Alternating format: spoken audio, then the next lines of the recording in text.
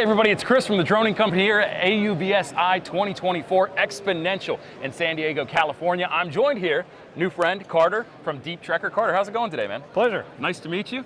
Likewise. Historically speaking, the droning company has definitely operated in aerial UAVs. However, when we walk past a booth as interesting as this, we have to stop and see what's going on. So tell us a little bit about Deep Trekker, some of the platforms you offer. Absolutely. So, like you mentioned, my name is Carter Sinclair. I'm an account executive here with Deep Trekker, and we make underwater ROVs, or remotely operated vehicles. Honestly though, best way to describe it, these are underwater drones at the end of the day. Yep. So we have 3 of these systems behind us, and these are some of our different platforms we're using here at this show. So Deep Trekker's been around since 2010, and we're one of the world leaders in underwater submersible robots. Okay. So we're in 10 different industries across 100 plus countries, and we're doing operations from everything from police and military operations, so that might be search and recovery, port security, all the way to military, from military to electric and utilities, fish farming and aquaculture, to civil infrastructure inspections. So these are 3 of our vehicles you see behind us here.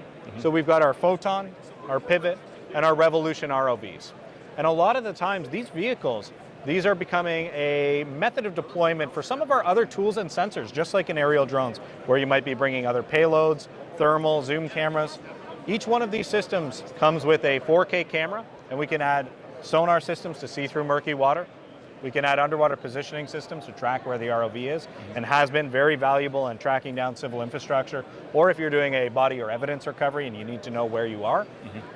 All the way to water quality sensors, radiation detection. Very, very useful packages and very versatile. Okay. One of the unique things about Deep Trekker is we build, manufacture, design, and test each one of these systems in-house. Wow. So we are the main manufacturer of this equipment, and we're all under one roof based out of Kitchener, Ontario in Canada. Okay. And we work very closely with the end user to kind of figure out what they need. Like I mentioned, a lot of the times these ROVs are being a tool to deploy a tool somewhere else.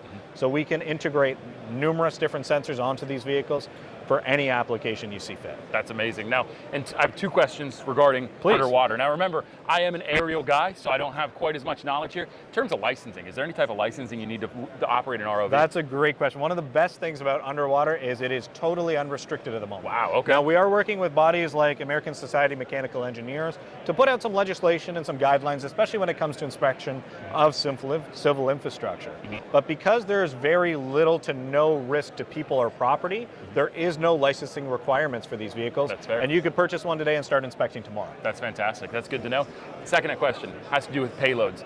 Some of the more unique payloads that you've run on your platforms. Do you have any examples for us on what people have used with your payload or with your systems? So one of the most common things we see is sonar systems. That allows us to see through the murky water, but not all sonars are the same.